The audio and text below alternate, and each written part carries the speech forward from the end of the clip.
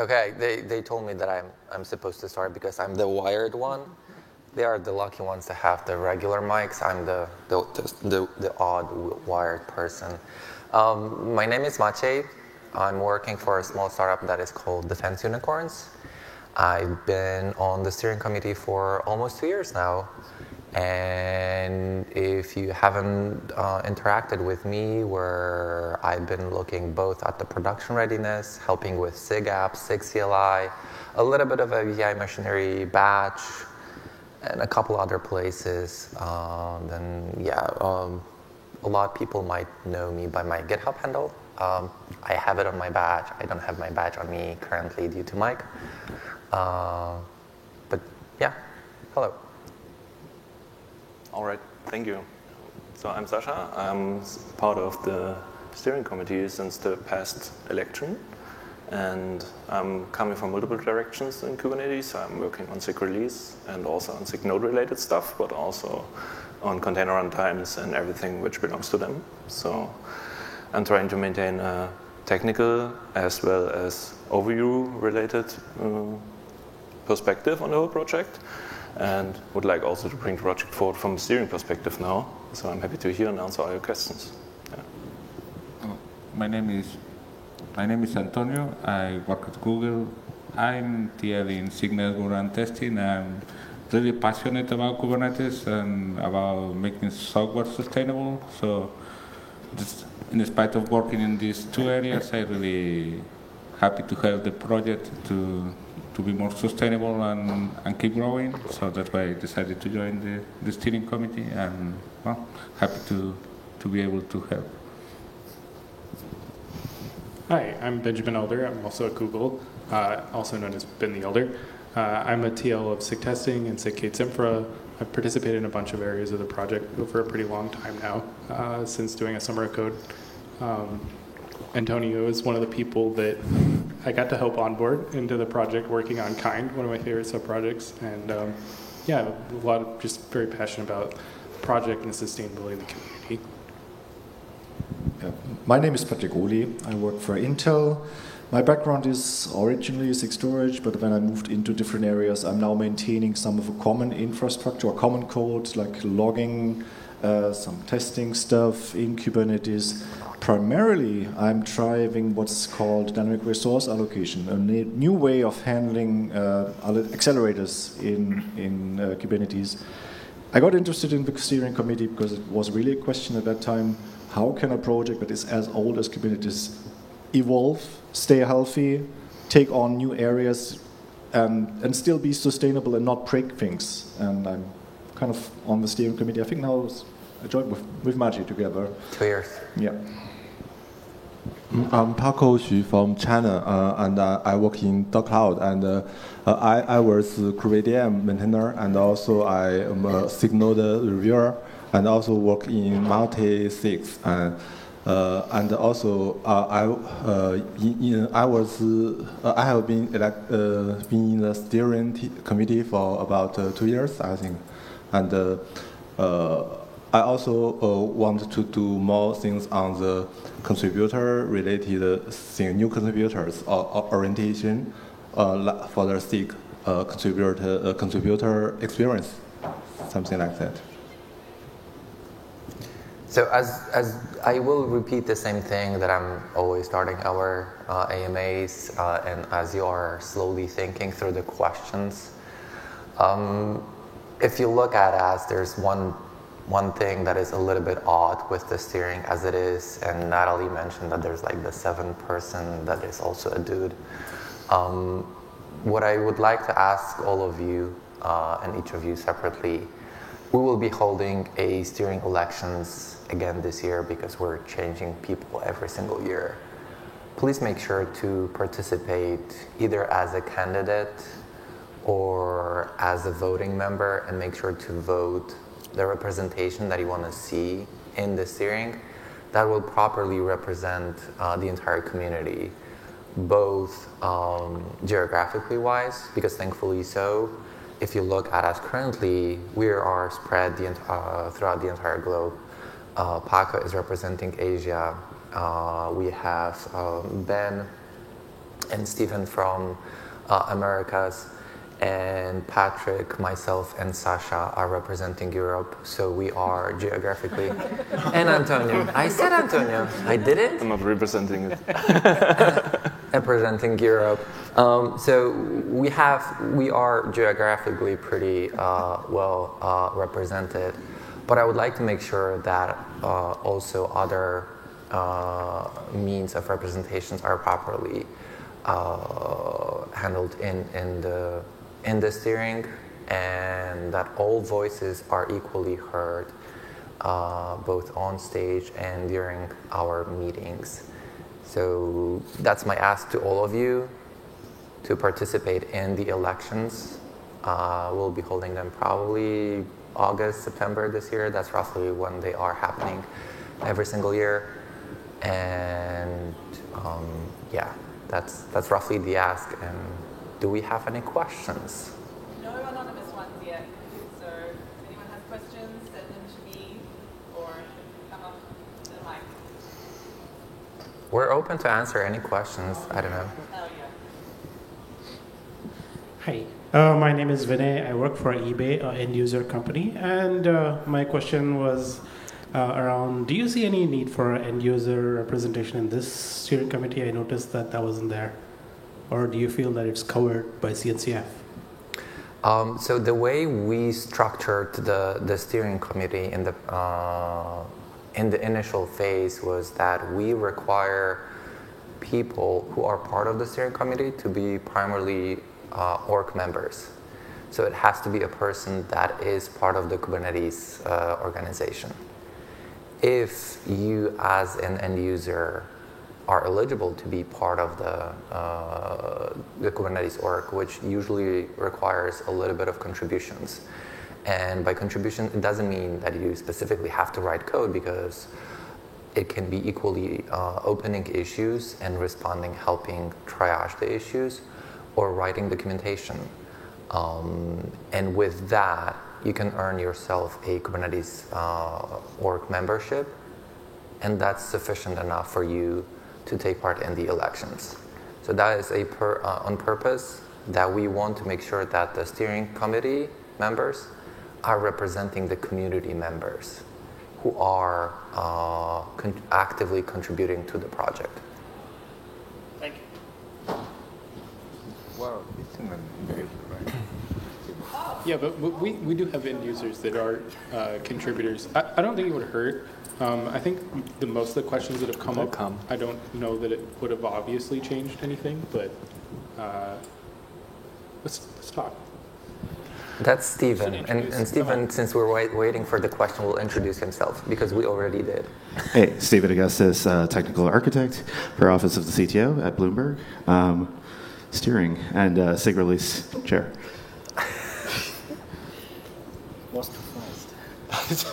Yeah, you should have taken slowly. We're still waiting for questions. I already did the spiel, the usual one.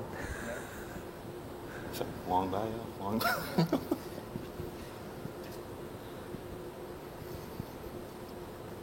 There is a question. Okay, we Drum rolls. Fullness of this. This is an anonymous question. It is, what project problem keeps you all awake at night? Ingress engineers. Too soon? Yeah.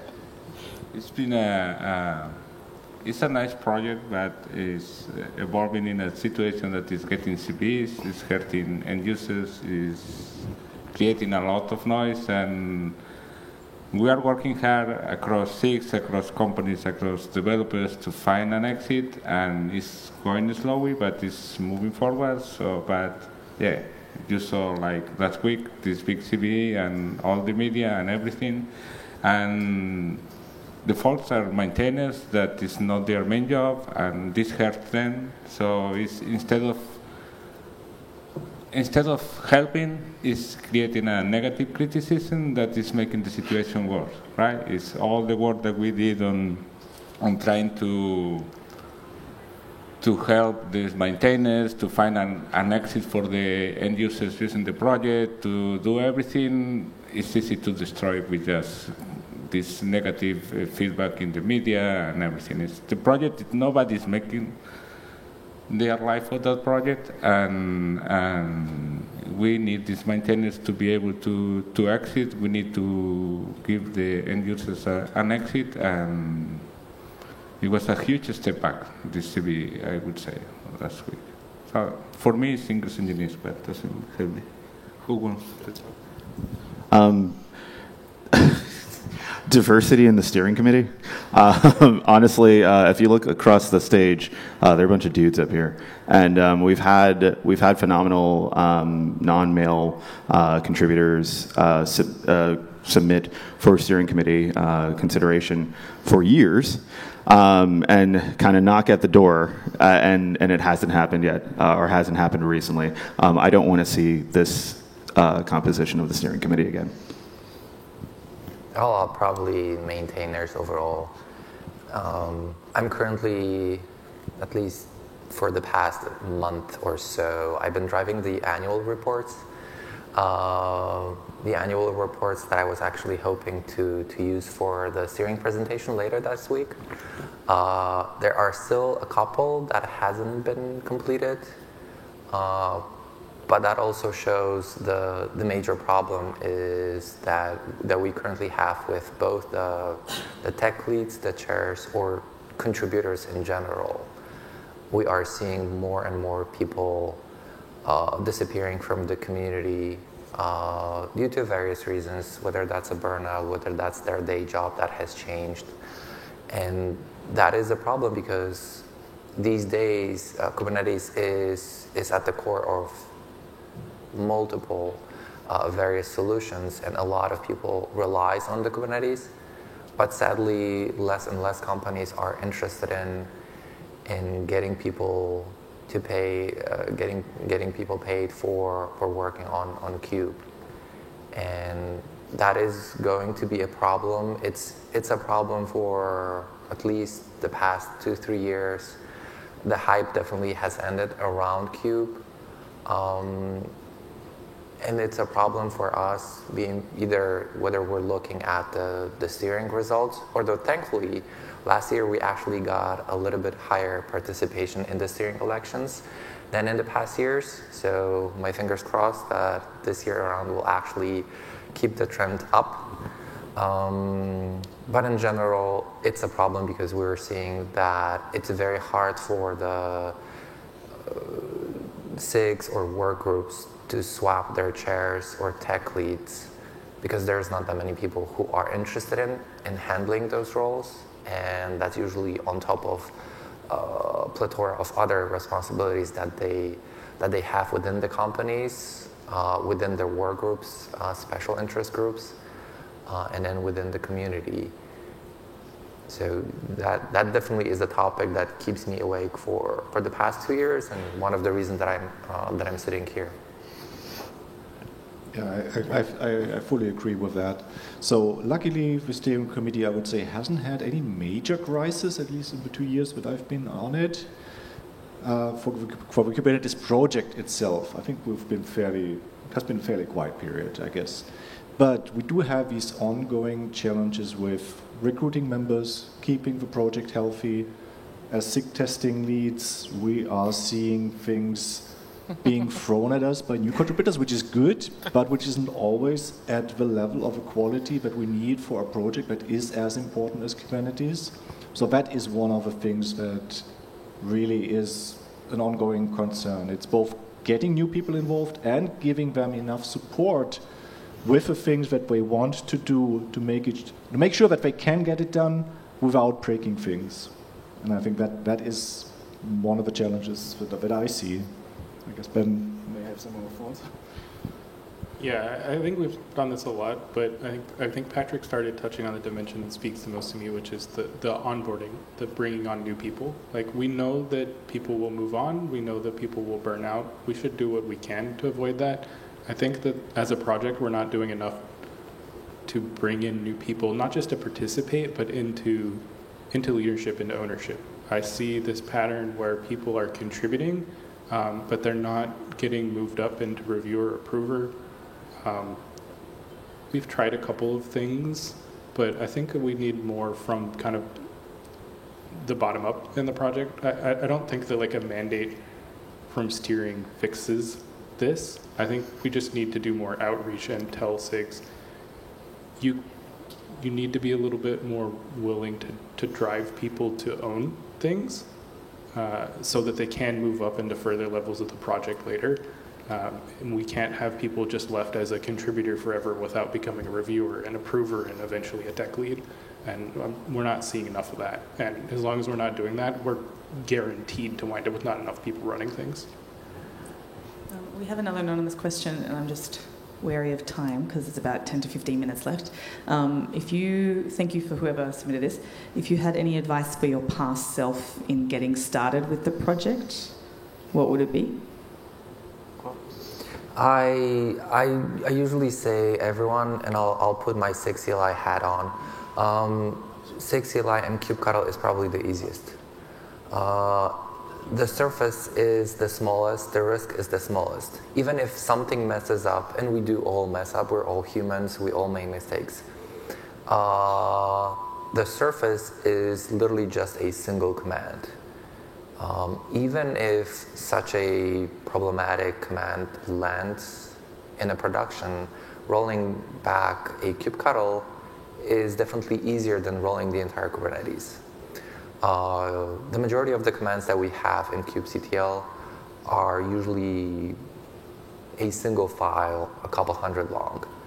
It's rather easy. There's a couple of ongoing tasks that we have with regards to updating the commands, the layout, so that they are uniform across the board. They are still going with an old form that we used to work on and we used to write. So those kinds of activities are rather simple, and that will get your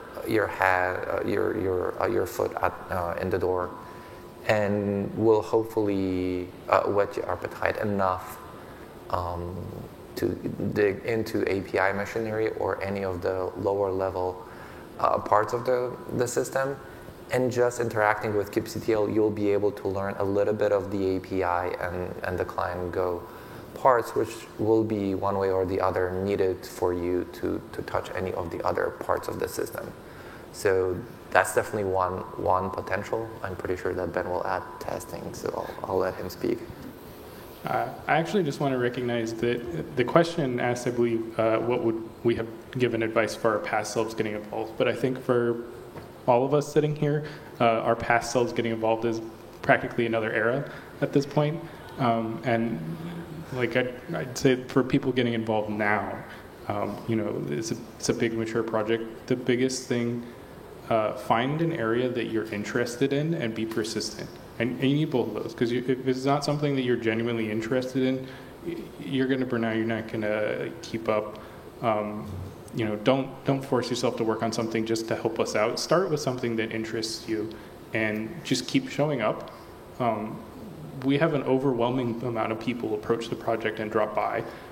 It's the people that keep showing up that maintainers will start investing in and go, okay, this person is serious about helping. It's hard to tell the difference between that and the just tons of random people on the internet that interact with the project every day. Find something you're interested in, be persistent about it. So I kind of have a similar answer as Ben. I think, when we started, I don't know how long I've been in this project at this point. It's maybe 6-7 years or something like that. 11. Huh? It's 11, yeah. I have 24 years of Kubernetes experience now. But honestly, I think as part of the figuring out what you're interested in, I think also figuring out a way to, if you are working right now, finding something that also aligns to what your job is, because the burnout problem that we've been talking about, and I think you will continue to hear as a theme throughout various talks in Maintainer Summit and KubeCon, is that often there's an alignment mismatch that ends up happening, and you have to drift away from things. And I've seen multiple areas of the project where contributors have basically been siphoned off by their companies because that is no longer their core focus of the job, right? I would say start slow. choose one or two areas that you're interested in. I think it's natural to like, wow, Kubernetes, I want to touch all the stuff. Choose one or two. I think, Maciej said SIG CLI. I would be remiss if I did not mention some of my favorite SIGs. So I started off in SIG Docs and SIG Azure, which no longer exist, and SIG PM. I'm currently one of the chairs for SIG Release. We have this cool thing called the release team. It is hard, but we have excellent documentation, very kind contributors to kind of guide you through the process. But I think the conversion, I think there's a responsibility both on the side of the maintainers of this project as well as the contributors to think about what their contribution ladder, like what they want their contribution ladder to be, right? So not only should you be reaching out to people who are leading the areas of the project that you're interested in, you should also be doing some introspection about what you want to accomplish there, right? Think about what that end state looks like, and really it's open source, so there never is an end state. But think about some point in time, where do I want to be in a year, and try to work back from that. I'll probably add, because Stephen already mentioned, but the SIG Release does an amazing thing, which is called Shadow Program. So for every single release, there's always a group of people who are shadowing the main activities, which way, through that, you're basically allowed to learn how to do a particular thing. You can be, CI signal shadow or enhancement shadow. So you're helping, but you're not the primary responsible, and that allows a lot of people to actually grow into leadership roles.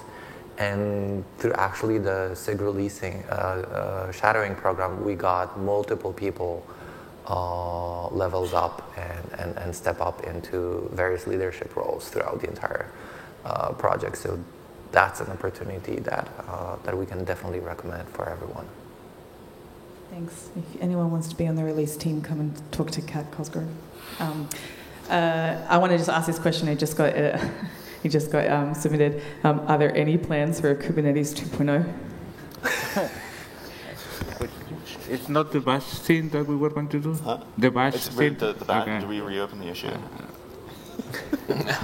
So I think, personally, I think just the compilation of APIs within core Kubernetes means Kubernetes. I think Kubernetes 2.0 is a marketing term. People are waiting for some big thing to happen. It's not going to happen. It's never going to happen. Kubernetes 2.0 has already happened. I think, if you look at the Go numbering scheme that has kind of every time we release Kubernetes, to me, it's a major version. There are enough changes in every API that if we're looking at from the context of Semver, and this will make people feel feelings.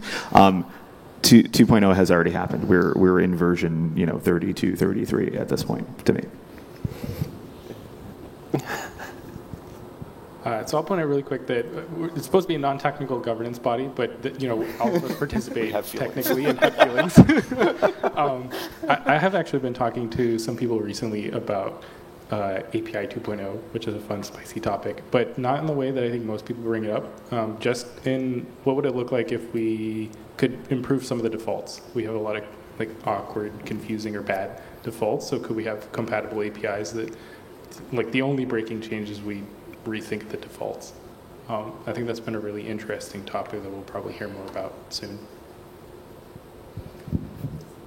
Yeah. So from a technical perspective, API versioning in Kubernetes is kind of odd because we try to stay compatible with existing APIs. We extend them, and that's where I think the comment goes to. Comment from Stephen goes to that we are adding new things all the time. The dynamic resource allocation is a big new API group by itself. It also touches the pod spec. The pod itself, a core concept in Kubernetes, keeps evolving all the time. We are not stuck, but we have legacy APIs, and defaults is one of them. I don't think there's any appetite for having any breaking change, and version 2.0 would be a breaking change. From an ecosystem perspective, that's a much too big change that no one is really planning to do that. We have to stay in a mode where we evolve, and we have to evolve because the requirements are changing. We can't just stand still. But a breaking change, I think, at this point is not acceptable anymore for anyone in the project and outside as a consumer. Okay, so there was a question earlier about what problem keeps you awake at night, but another question came in of what are some of the biggest challenges for the Kubernetes project for 2025?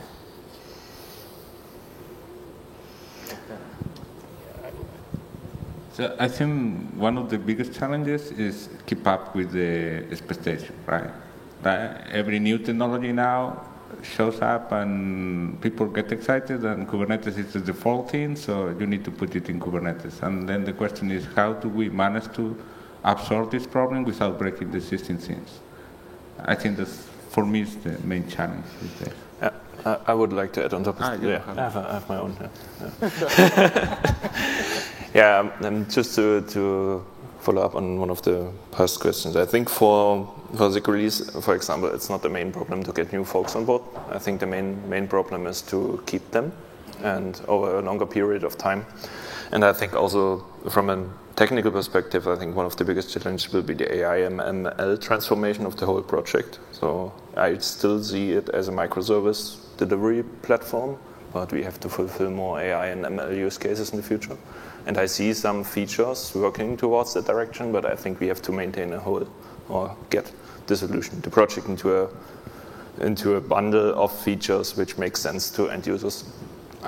I think we're doing a pretty good job of this, but I think there's a very tough challenge around that where, you know, we have to react to the workloads that people want to run, but we want to make sure that we're not overfitting for like the demand that just came in versus how can we add new functionality that will sustain the project going forward. And tomorrow it'll be something else that's not a GPU. And we, you know, so like the dynamic resource allocation group, I think has been doing a really good job thinking about how do we have a general solution to this instead of just like shoehorning GPUs more into Kubernetes. All right, there's only a few minutes left, or 2 actually, so I want to end with this because Sasha, you already touched on this just now in your answer. This question came through. What kind of concrete action is being taken with respect to issues like finding new contributors and maintainers or dealing with the burnout of existing maintainers?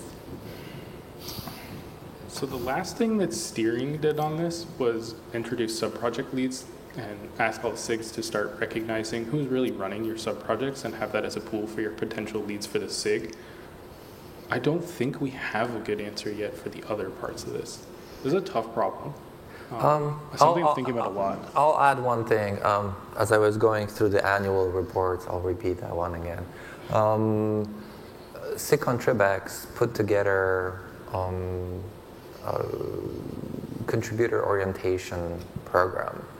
It used to be that the contributor orientation program was run on-site during the maintainer summit before KubeCon, which severely limited the people that were able to get involved with the project.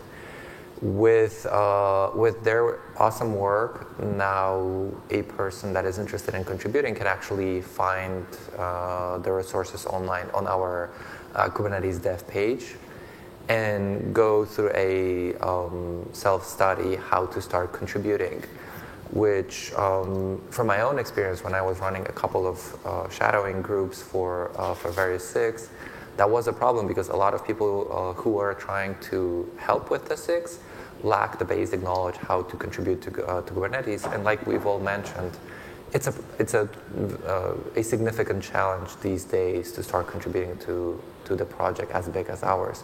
So that resource that exists since a couple months, that is an ideal starting point. And then on top of that, the Contribex is also leading a monthly meeting where you can get introduced into contributing to Kubernetes, and where Contribex is making sure that the meeting is actually happening in both APAC-friendly time and also North America friendly time. So honestly, there's like 2 meetings that are happening every month to cover a lot of the globe and people to attend. I believe they are recorded. I'm not 100% sure. Last remarks, we're going to Yeah. Okay. No. If you're, are you? Yes. Okay. All right. Yeah, I think we need to figure out better ways to take care of ourselves. I think as maintainers, it's very easy for, and we've all heard the talks, but I think as maintainers, like figuring out how to convert people from contributors into maintainers is part of it.